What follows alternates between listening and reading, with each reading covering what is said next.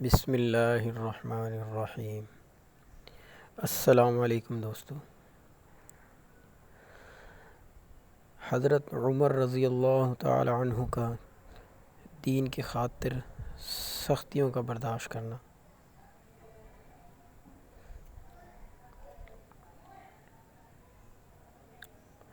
حضرت عمر رضی اللہ تعالی عنہ جن کے پاک نام پر آج مسلمانوں کو فخر ہے اور جن کے جوش ایمانی سے آج 1300 برس کے بعد بھی کافروں کے دلوں میں خوف ہے۔ اسلام لانے سے پہلے مسلمانوں کے سخت مخالف تھے۔ نبی اکرم صلی اللہ علیہ وسلم کے قتل کے در پہ رہتے تھے۔ ایک روز کفار نے مشورہ کی کمیٹی قائم کی کہ کوئی ہے جو محمد صلی اللہ علیہ وسلم کو قتل کر دے۔ عمر رضی اللہ تعالی عنہ نے کہا کہ میں کروں گا۔ لوگوں نے کہا بے شک تم ہی کر سکتے ہو۔ عمر تلوار لٹکائے ہوئے اٹھے اور چل دیے۔ اسی فکر میں جا رہے تھے کہ ایک صاحب قبیلہ زہرہ کے جن کا نام حضرت سعد بن ابی وقاص ہے اور بعضوں نے اور صاحب لکھے ہیں ملے۔ انہوں نے پوچھا کہ عمر کہاں جا رہے ہو؟ کہنے لگے کہ محمد صلی اللہ علیہ وسلم کے قتل کی فکر میں ہوں۔ نعوذ باللہ۔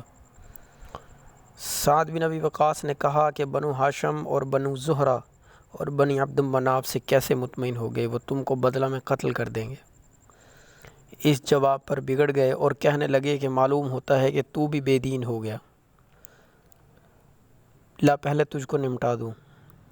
یہ کہہ کر تلوار سونت لی اور حضرت سعد بن ابی وقاص رضی اللہ تعالیٰ عنہ نے بھی یہ کہہ کر کہ ہاں میں مسلمان ہو گیا تلوار سنبھال لی۔ دونوں طرف سے تلوار چلنے کو تھی۔ حضرت سعد رضی اللہ تعالیٰ عنہ نے کہا کہ پہلے اپنے گھر کی خبر لے، تیری بہن اور بہنوئی دونوں مسلمان ہو چکے ہیں۔ یہ سننا تھا۔ غصے سے بھر گئے اور سیدھے بہن کے گھر گئے۔ وہاں حضرت خباب رضی اللہ تعالیٰ عنہ کواڑ بند کیے ہوئے ان دونوں میاں بیوی کو قرآن شریف پڑھا رہے تھے۔ حضرت عمر نے کواڑ کھلوائے۔ ان کی آواز سے حضرت خباب رضی اللہ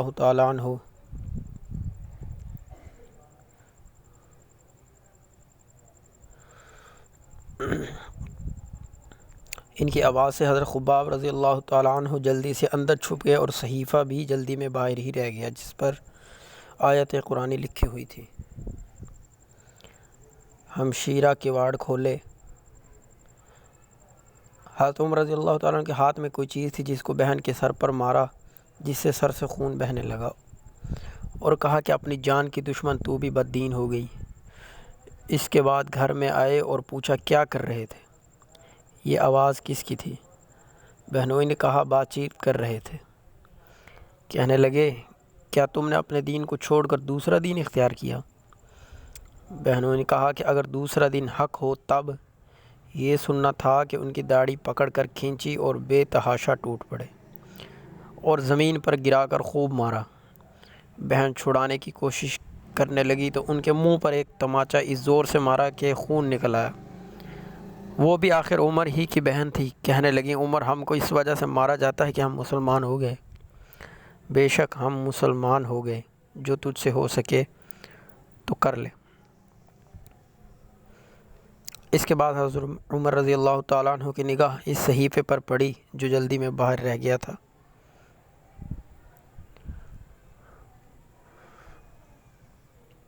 اور جس پر قرآنی آیت لکھی ہوئی تھی۔ ہمشیرہ کے سر سے خون بھی بہہ رہا تھا، جس کی وجہ سے غصہ ٹھنڈا ہو گیا۔ کہنے لگے اچھا دکھلاؤ مجھے یہ کیا ہے؟ بہن نے کہا تو ناپاک ہے، اس کو ناپاک ہاتھ نہیں لگا سکتے۔ ہر چند اصرار کیا مگر وہ بے وضو اور غسل دینے کو تیار نہ ہوئی۔ حضرت عمر نے غسل کیا، اس کو لے کر پڑھا اس میں سورہ طٰہٰ لکھی ہوئی تھی، اس کو پڑھنا شروع کیا، اننی انا اللہ لا الہ الا انا فاعبدنی واقم الصلاۃ لذکری تک پڑھا، حالت ہی بدل گئی۔ کہنے لگے اچھا مجھے محمد صلی اللہ علیہ وسلم کی خدمت میں لے چلو۔ یہ الفاظ سن کر حضرت خباب رضی اللہ تعالیٰ عنہ اندر سے نکلے اور کہا اے عمر، تجھے خوشخبری دیتا ہوں، کل شب 5 شبہ میں حضور اقدس صلی اللہ علیہ وسلم نے دعا مانگی تھی، یا اللہ یا عمر ابن خطاب دے دے یا ابو جہل، جو تجھے زیادہ پسند ہو، اس سے اسلام کو قوت عطا فرما۔ معلوم ہوتا ہے کہ حضور اقدس صلی اللہ علیہ وسلم کی دعا تمہارے حق میں قبول ہو گئی۔ اس کے بعد حضور اقدس صلی اللہ علیہ وسلم کی خدمت میں حاضر ہوئے اور جمعہ کی صبح کو مسلمان ہوئے۔ ان کا مسلمان ہونا تھا کہ کفار کے حوصلے پست ہو گئے۔